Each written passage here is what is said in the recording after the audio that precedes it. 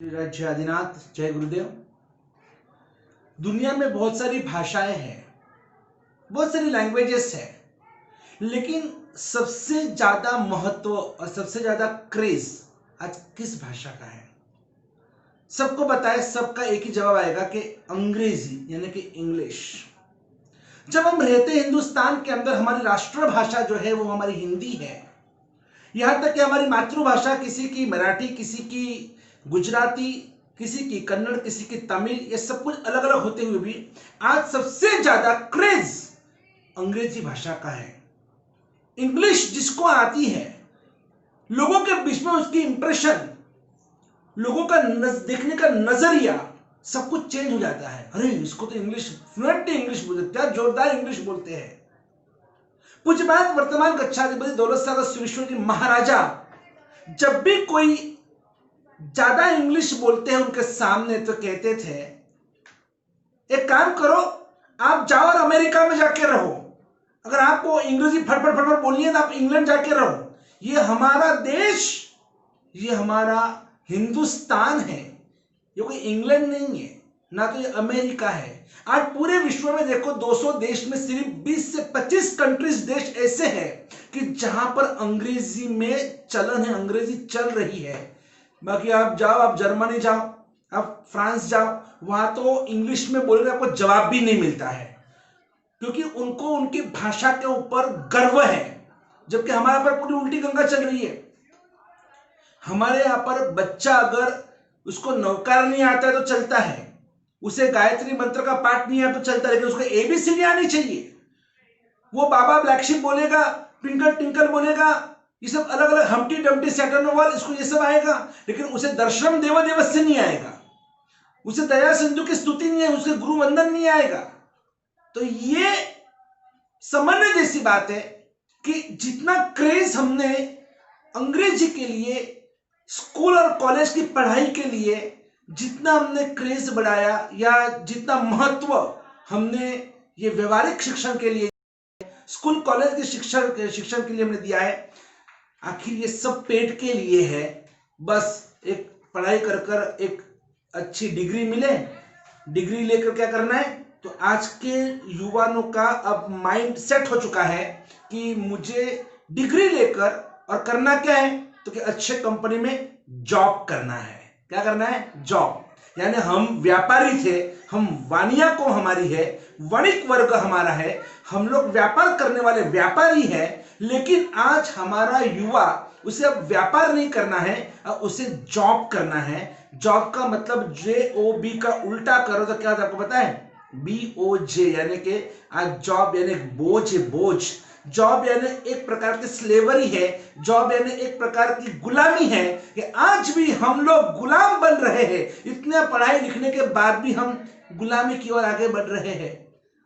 हमारे लोग क्या कर रहे हैं? आज देखो, IT पुणे तो हब है, ये जो अपना बैंगलोर हब है।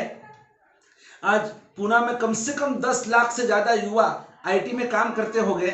करना क्या है? तो मल्टीनेशनल कंपनीज के लिए, फॉरेन कंपनीज के लिए आज हमारा ब्रेन इस्तेमाल हो रहा है। यानी हमारा देश का जो ब्रेन है, हमारे युवा में जो शक्ति है, जो समझ है, वो किसके लिए यूटिलाइज हो रहा है? तो कि फॉरेन देश के, फॉरेन कंपनीज को आगे बढ़ाने के लिए। फॉरेन की कंपनी आगे बढ़ेगी तो उनका देश सद्धर हो रहा है।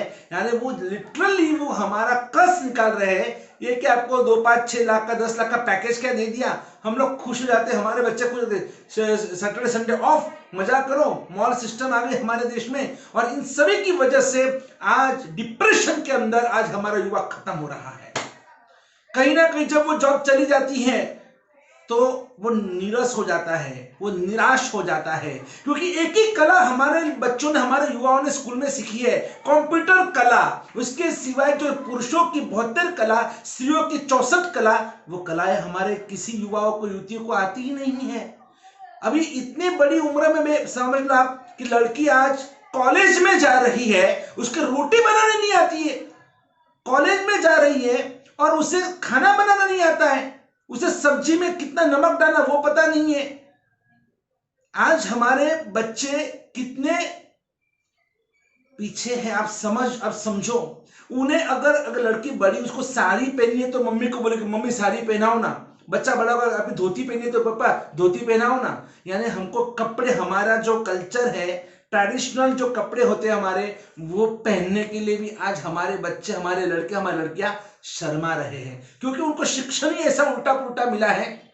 देखो आप, गच्छाधिपति श्री एक बहुत जबरदस्त बात कहते थे कि जैसे हम लोग जनवरी, फरवरी, मार्च, अप्रैल जो होता है ना, अगर हमको पता कि अभी ये जून में कितने दिन का महीना होता है, जून में कितने दिन का, मतलब हम कितने दिन का, तो अच्छा सितंबर में कितने दिन का महीना होता है, तो हमको बचपन में स्कूल में वो गड्ढे जो होते हैं ना, वो सिखा के आपको, देखो ये जनवरी, ये फरवरी, मार्च, अप्रैल, मई, जून, जुलाई, अगस्त, सितंबर, अक्टूबर, नवंबर, दिसंबर, इस तरह से हम लोग ये ना, ये जो गड्ढे होते हैं ना, ये गड्ढे हम लोग ऐसे काउंटिंग करते हैं, और फिर इसमें जो ऊपर है तो वो जनवरी यानी 31 डेज का महीना होता है। जब वो नीचे जाता है तो फरवरी में 28, बाकी सब में 30, गड्ढा नीचे तो 30, अगर ऊपर है तो 31। इस तरह से हमको बचपन में सबको इंग्लिश कॉन्वेंट स्कूल में ये सिखाया जाता है। गच्छाधिपति ने बड़ी मजेदार बात की, तो वो कहते हम जब बचपन में छोटे थे ना, तो हमको स्कूल में सिखाया जाता था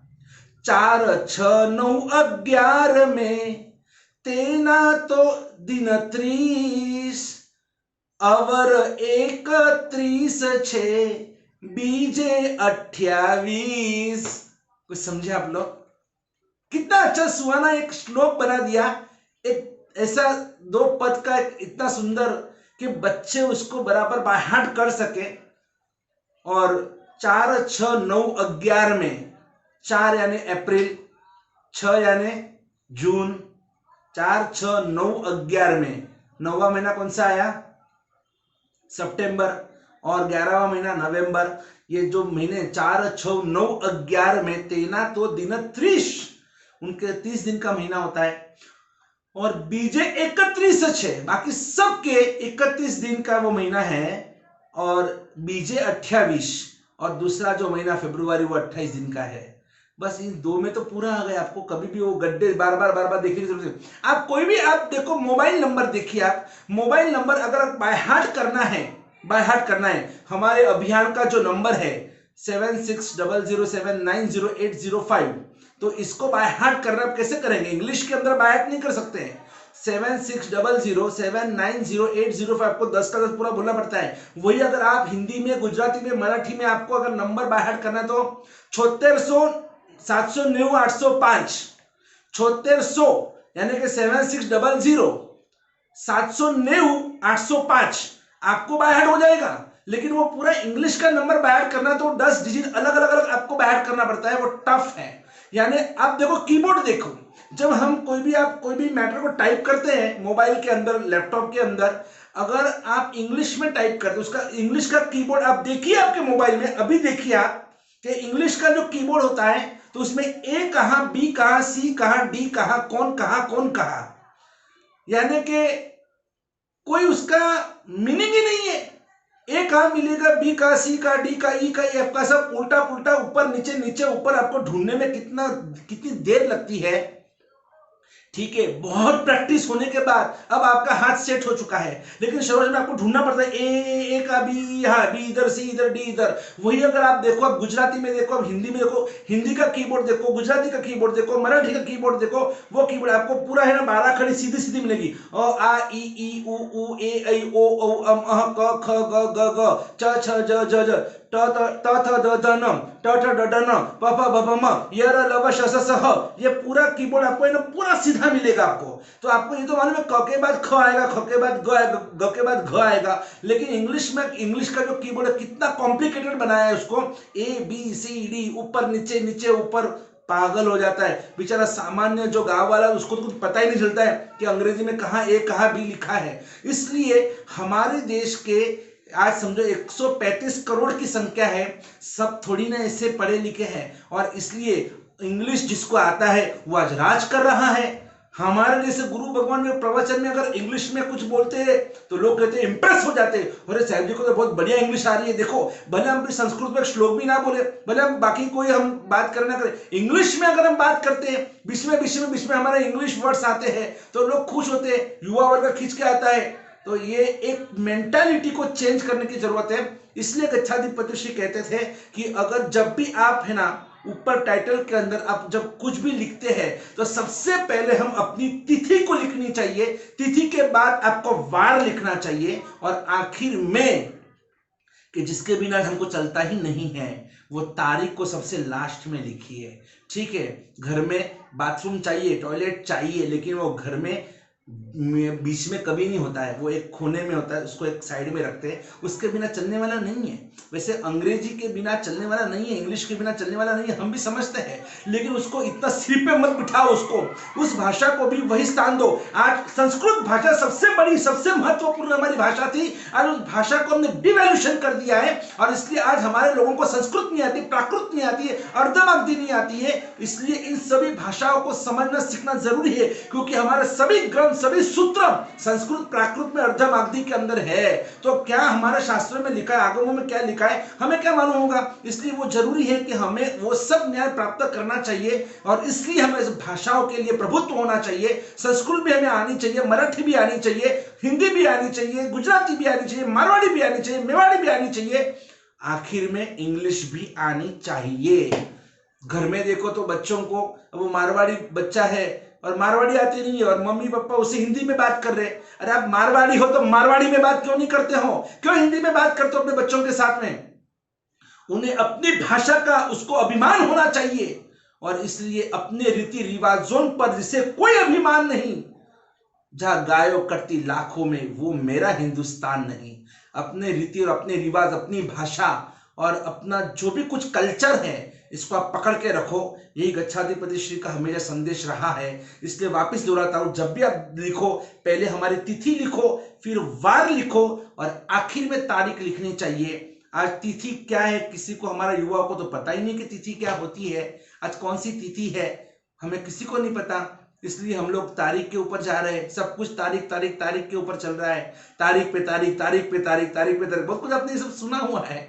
लेकिन बस मेरा इतना ही कहना है कि हमारा जो प्रभुत्व है, हमारी भाषा, जर्मनी में आप देखो वहां पर संस्कृत में एमए किए जाते हैं, वहां पर पीएचडी की जाती है। जर्मन्स को इतना क्रेज है, फॉरेनर्स को इतना क्रेज है संस्कृत के ऊपर, वो हमारी भाषा सीख रहे और हम पागल, हम बेवकूफ, हम मूर्ख, हम उनकी भाषा को, हमने अपनी भाषा को गौण कर हमने उनकी भाषा को अपनी भाषा बना दिया है।